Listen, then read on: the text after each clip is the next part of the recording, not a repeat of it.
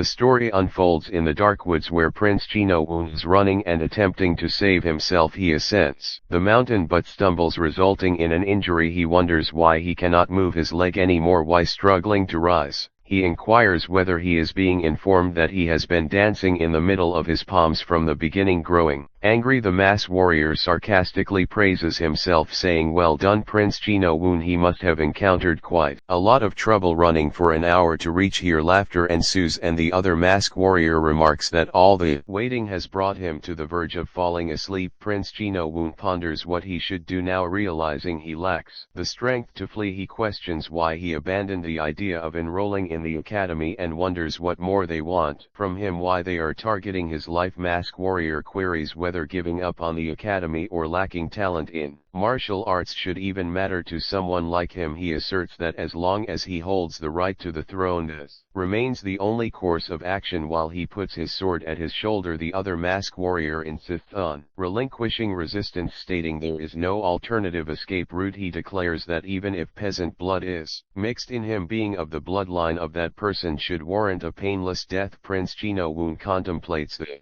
notion of peasant blood, reflecting on how they dare dishonor his mother. He is skeptical, believing that these individuals would never grant him a painless death. Considering the inevitability of his demise, he resolves to fight until his last breath. Masked warrior inquires whether he has acquired martial arts skills from warrior guard Jang. Prince Cheon Yeo-Woon realizes that no, it seems he didn't inherit any skills. However, he acknowledges that he can't escape his bloodline. He expresses determination, stating that even without training or skills he refuses to surrender until the end. Finding the situation exhilarating, masked warrior commands them to kill him and they attack him. He fights back, attempting to defend himself, but the warrior grabs him by the neck, questioning if this is the end of his resistance. Suddenly Prince Cheon Yeo-Woon draws his sword, strikes the warrior, killing him, and declares that it serves him right. They are shocked and inquire how a kid who hasn't even mastered martial arts managed to kill one of their members, and if all of those random slashes and act to make them lower their guard. He thinks he managed to pull off such a shrewd act in a situation like this, and what if he has mastered martial arts? And a masked warrior runs to attack and abuses him and kicks him and throws him away, and he bleeds. Masked warrior says just because they went easy on him, he to do this. The warrior comes closer to him, puts foot on his wound, and asks how it feels to have a hole in his stomach. Prince Cheon Yeo-Woon thinks as he thought he can't trick them twice and says it's alright, at least he killed one of them. While he scratched the ground with his hand, the warrior presses his wound and says, "Die an excruciating death." The other warrior responds, stating that such an act isn't his style, but since their comrade died, he supposes there isn't a choice. Suddenly a light emerges from another direction and strikes, causing the warrior to slice. The other warrior ponders the recent event, describing it as something akin to a beam of white light. An unknown person approaches them, and the warrior alerts his companion that the person is behind them. They move toward him and are ready to attack him.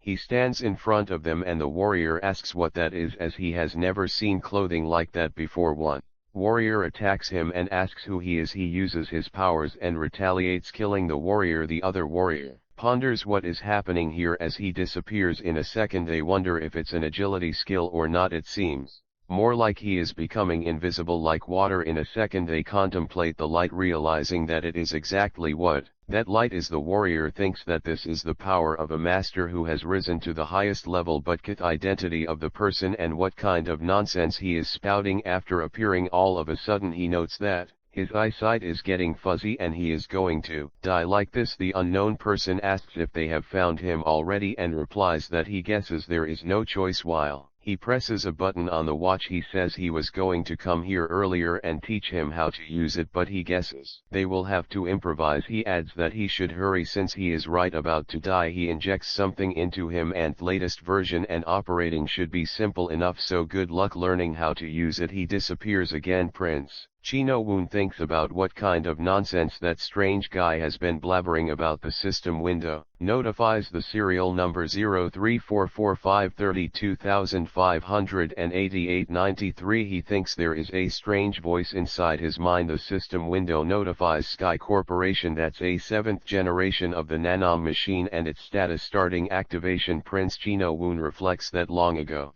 Fighters of Janggu leaders martial arts used it to protect themselves from enemies. Over time martial arts evolved from being a method of self-defense into a tool for killing enemies, growing more sophisticated and complex as simple forms developed into a series of movements and breathing techniques that represented the basics of internal energy. He reflects that martial artists pass on their teachings and heirlooms to future generations, allowing martial arts to continue evolving. He observes that those who master martial arts are more powerful than ordinary humans and are soon called the Moram people. Woolen he thinks fighters who wanted to be disciples of the Moram people gathered to form clans, and those clans were divided into the forces of justice and the forces of evil. He thinks between the tight balance of those two forces there was another group that pursued an entirely different route, seeking only strength. He thinks the world called them the demonic cult, and the illegitimate child the highest ranking family in the demonic cult who has the right to the throne. This is Cheon Yeo-Woon's story. After a while he opens his eyes and finds himself in a room. He is shocked and says he is alive, but he is sure his stomach was pierced by that sword. He asks what is happening and why his whole body is sweating. He looks at his hand and asks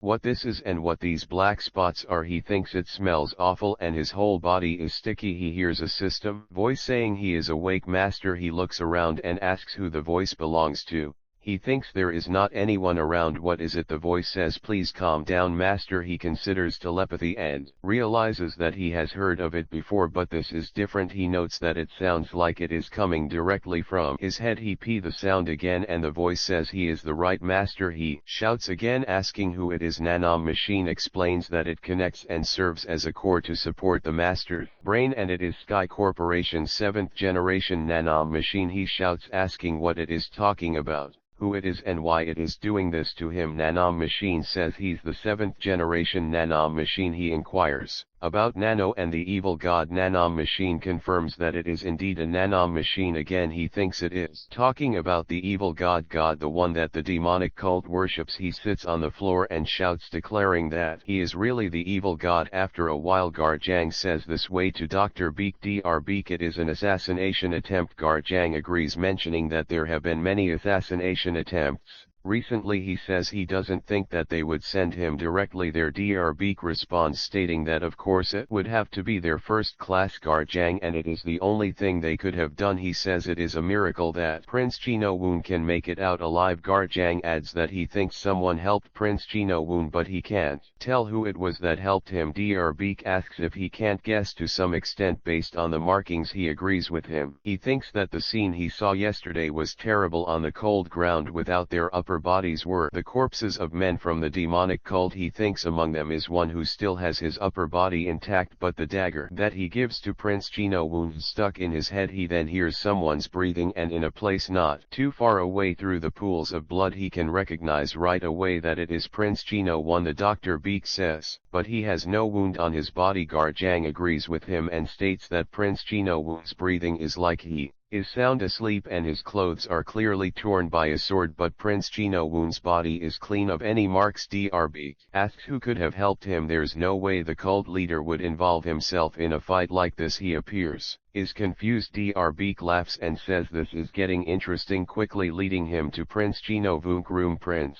Cheon Yeo-Woon asks if he is the one who saved his life. God Nano machine responds that if he is talking about the one who saved him from the enemies that are after him, then no. Nano machine clarifies that if he is referring to putting the master's dying body into self-healing mode, then yes. He asks what is meant by self-healing mode. Nano machine explains that it involves sending basic information to the master's brain. He asks what is with the master. Nano machine responds that it is searching for the right words for this era and culture. Nano machine reassures him that he's not the evil god that he speaks of. He thinks that his tone has changed and says if he is not the evil god, then who it is. Nano machine says he's trying to send him the basic information and manual about him to his brain and asks him to accept. He agrees with Nano machine. Prince Cheon Yeo-Woon starts vomiting and Nano machine says this is a natural reaction when he first receives the information in his brain, and he will not feel dizzy or nauseous starting the second time. time Prince Cheon Yeo-Woon cries and feeling dizzy asks what is happening to him. He inquires about the nano machine and asks if it is true that thousands of machines are now embedded in his body. Nano machine agrees with him and tells him that's correct, and specifically 6B482 mil 40,000 nano machines have been placed in his body. Prince Cheon Yeo-Woon thinks what this is and says it is not human or a god. He asks if he wants them to get out of his body. Nano machine says that as he sees the information that was sent, it is programmed to only be extracted outside the body in case he dies. He thinks his so-called half-brothers are very desperate to kill him, who doesn't even have any strength, and now there is a fully unidentified nano machine in his body. He thinks about why this happened to him and asks so then who put it into his body. Jang knocks on the door and says Dr. Beak is here. Prince Cheon Yeo-Woon says to stay quiet. Nano machine, he thinks they will think he is weird if they see him talking to a voice inside his head. Nano machine says it can read his thoughts to communicate, and it temporarily goes into silent mode. Prince Cheon Yeo-Woon whispers he gets it, so just be quiet now. Garjang says the prince seems to be asleep, so they have to stay quiet. Garjang asks him prince he is awake. It seems his body is awake. He smells something and asks what the smell is. Prince Cheon Yeo-Woon thinks he has forgotten about that. Dr. Beak says Prince Cheon Yeo-Woon they have met before. He agrees and asks how he could forget the doctor who came to see him when his mother was sick. Dr. Beak states he is going to feel his pulse and gives him his hand. He responds it's okay to give him his hand. Prince Cheon Yeo-Woon gives him his hand. Dr. Beak holds his hand and says this is very strange. Garjang wonders him what he means if something bad happens to the prince. The doctor says no, it's quite the opposite. This could be a rare opportunity for Prince Cheon Yeo-Woon. He asks what he is saying. Dr. Beak states that his entire body has been cleansed of any dirty substances and his energy flow has been activated. He inquires if he takes some kind of special medicine. Prince Cheon Yeo-Woon asks for clarification and mentions he is not sure what is being said. The doctor asserts that now he has the perfect body to train in martial arts. He contemplates the black sticky spots, considering them waste that comes out of his body. He notices the nano machine and asks how it works. The nano machine instructs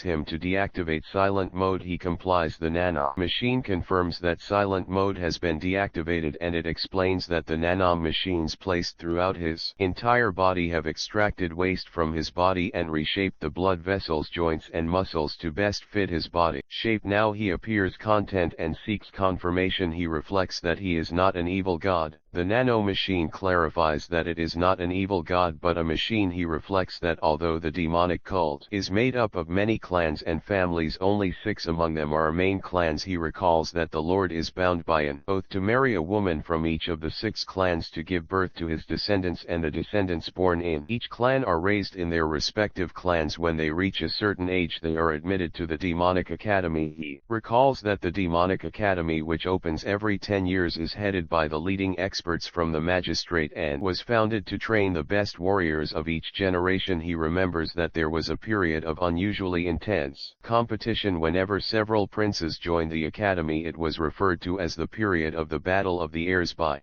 the magistrates. Prince Cheon Yeo-Woon smiles and wonders if he is indeed sure that he is not an evil god. Nano machine notifies him that he is not an evil god but a machine. He reflects that Dr. Beak is from the Poison clan and he needs to hide the fact that the nano machine is in his body. The nano machine assures that